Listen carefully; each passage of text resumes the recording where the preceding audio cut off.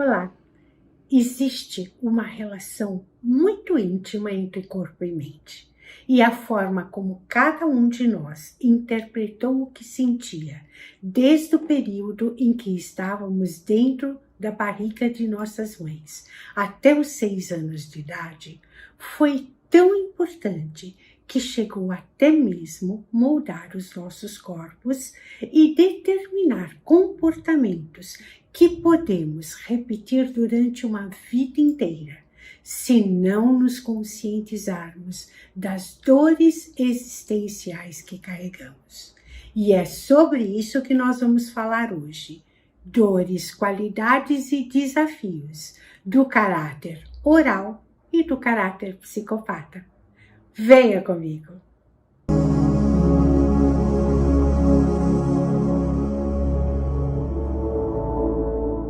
Na verdade, é uma responsabilidade muito grande gerar e colocar um serzinho no mundo. O período da primeira infância, como já falamos no vídeo anterior, é tão importante que, se muitas mulheres soubessem, se preparariam melhor para a maternidade e poderiam ajudar mais seus filhos a se desenvolver de uma maneira mais saudável. Não, eu não quero deixar nenhuma mãe culpada, não é isso. Eu só quero que percebam que árvores saudáveis tendem a dar melhores frutos. Mas, embora a qualidade da árvore seja fundamental, a genética, o ambiente vão contribuir também de uma maneira muito importante para o desenvolvimento dos bons frutos. Querem um exemplo? A mesma árvore muitas vezes dá frutos bons e frutos ruins. Assim também acontece com o ser humano, mas é importante que toda mulher perceba que a relação mãe-bebê é de extrema importância para o bom desenvolvimento da criança. A relação mãe-bebê é simbiótica, ou seja, um depende do outro. Na gestação, se a vida da mãe estiver ameaçada, a vida do bebê entra em risco imediatamente. Ao nascer, quando se corta o cordão umbilical, acontece a primeira fase de separação, a separação física. Eles se tornam 2 seres fisicamente independentes, mas a independência psicológica do bebê em relação à sua mãe é muito mais complexa. O bebê, para sobreviver, necessita integralmente da sua mãe para atender às suas necessidades, quanto a cuidados, a alimentação, a proteção, ao amparo, ao carinho. Pelo menos até o final do primeiro ano, o mundo do bebê é a mãe. Ela é tudo, é só ela que existe, é a relação dual. Através dessa forte relação que existe entre mãe e bebê, o bebê vai desenvolvendo o potencial do seu cérebro, através do contato olho no olho durante a amamentação, através da voz da mãe, do toque, da estimulação quando a mãe brinca com o bebê. O cérebro da criança vai produzindo as conexões neurais, ou seja, ampliando a capacidade de comunicação entre neurônios. Os neurônios são as células nervosas que têm a função de transmitir mensagens dentro do cérebro, e isso vai influenciar todos os comportamentos dessa criança durante a sua vida. E é exatamente nesse período em que o bebê está sendo amamentado que estará se desenvolvendo o caráter oral. Quando o bebê chora, ele tem uma necessidade, que pode ser fome, dor, frio, calor, necessidade de um colinho. E as mães frequentemente sabem diferenciar o tipo de choro e suprem a necessidade do bebê e a criança se acalma. Mas quando essas necessidades não são supridas ou são supridas de uma forma insuficiente, esse bebê vai sentir uma sensação de abandono, de desamparo. Você pode saber mais profundamente assistindo ao vídeo Caráter Oral e o Medo do Abandono. Eu sugiro que você veja esse vídeo para entender mais profundamente esse processo. Quando isso acontece, vai criando um registro emocional. E se esse tipo de registro emocional acontece repetidamente, isto vai acabar gerando um trauma. O trauma da dor de se sentir abandonado. Lembre-se que o bebê não tem consciência do mundo externo. Ele só sente nesse período. O seu mundo é o mundo das sensações. Se a mãe tem que se afastar, o bebê não entende que ela vai voltar. Se a criança fica chorando muito tempo no berço, ela não entende que o adulto está ocupado e que ela precisa esperar um pouquinho. Ela só sente a falta, o vazio, o desconforto. E essa é a dor existencial das pessoas cujo caráter oral é o predominante. Elas sentem um vazio interno constante que é difícil de preencher.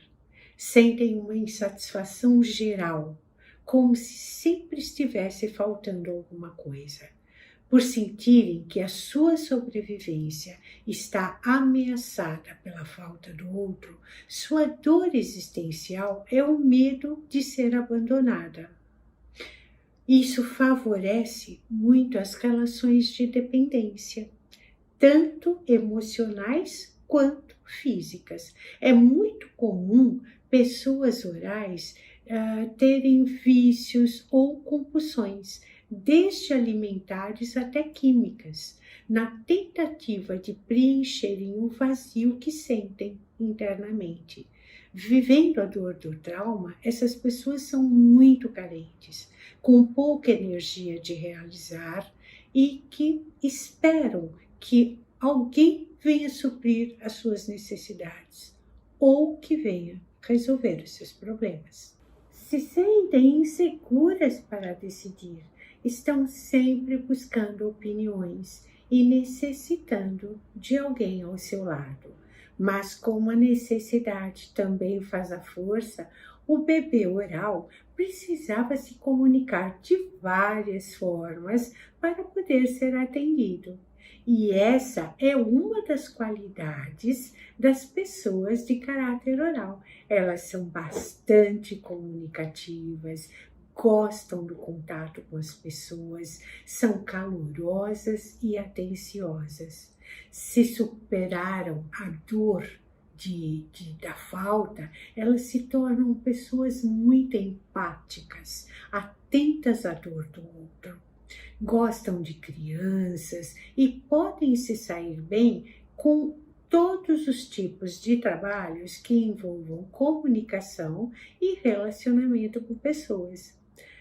Agora, para que possam superar a dor da falta, é preciso enfrentar o seu grande desafio, que é aprender a suprir as suas próprias necessidades sem esperar que outros venham em seu socorro. Autonutrir-se sem depender é a sua cura e a sua libertação. Antes de falar sobre o caráter psicopata, que é o próximo, vamos lembrar que todos nós passamos por todas essas fases de desenvolvimento e a forma como nós interpretamos os acontecimentos de cada uma dessas fases nos fez lidar melhor ou pior com cada uma delas. Veja que é uma sequência de experiências que começam dentro do útero da mãe e passam para a fase da amamentação, e agora nós vamos falar da fase onde a criança começa a andar e explorar o mundo. Então, o caráter psicopata é aquele que se forma entre 1 ano e 2 anos e meio de idade. Quando a criança começa a andar, o seu movimento natural é se afastar da mãe, ela ir para o lado oposto da mãe, porque ela quer explorar o mundo além da mãe. É a segunda fase de independência da simbiose materna. A primeira aconteceu ao nascer, quando cortou o cordão umbilical. E agora, nesse período, vai começar um processo de independência emocional. O mundo emocional da criança vai ser ampliado. Vão começar a entrar outras pessoas, pais, avós, tios, primas. Nesse período, muitas mães, por medo, por ciúmes, têm dificuldade de soltar os seus pequenos e começam a controlar em demasia a criança.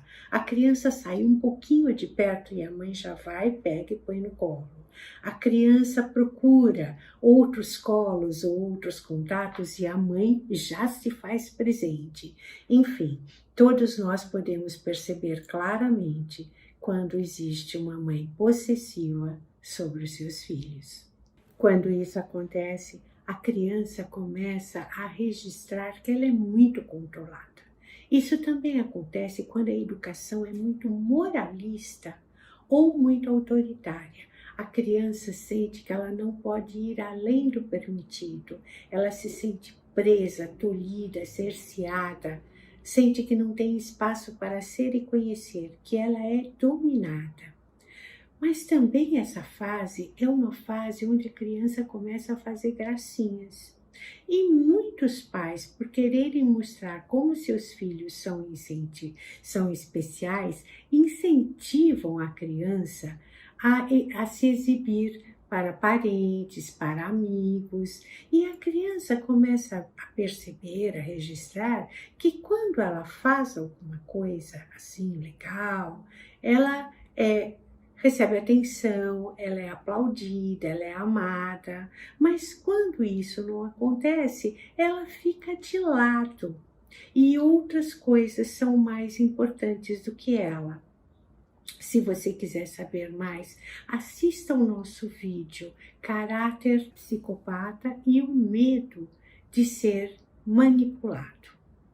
Ou seja, ela começa a interpretar que o mundo funciona como um balcão de trocas. Se ela quer carinho, atenção, ela precisa fazer algo legal. Ela precisa parecer legal para chamar a atenção, que nada vem de graça na vida. Ela começa a aprender que para ser notada, ela não pode se mostrar verdadeiramente. Ela só vai ser valorizada quando ela agrada as pessoas. E que o amor verdadeiro, o amor incondicional, é uma mentira. Portanto, ela sente que precisa agradar para ser amada, que precisa agir de determinada forma para conquistar o que deseja, o carinho, a atenção, o amor. Então, a grande dor que as pessoas desse tipo de caráter, ou seja, o psicopata, trazem é a dor de se sentir manipulada e controlada. Isso faz com que elas desenvolvam alguns comportamentos bem específicos, como esconder os seus sentimentos, desconfiar muito das pessoas e tentar manter controle sobre todas as situações. Como elas interpretaram que precisavam sempre agradar, elas podem viver de aparências, podem criar personagens, dependendo das situações, para conquistar seus objetivos. Como eu digo sempre, nem só de dores vive o homem. Todas as dores também trazem seus ganhos, as suas competências. Quando essas pessoas conseguiram superar a dor dos seus traumas, elas são excelentes negociadores, têm muita habilidade para juntar pessoas em torno de um mesmo objetivo, são excelentes líderes, podem ter muito sucesso em carreiras comerciais, de marketing, política, diplomacia, comércio exterior.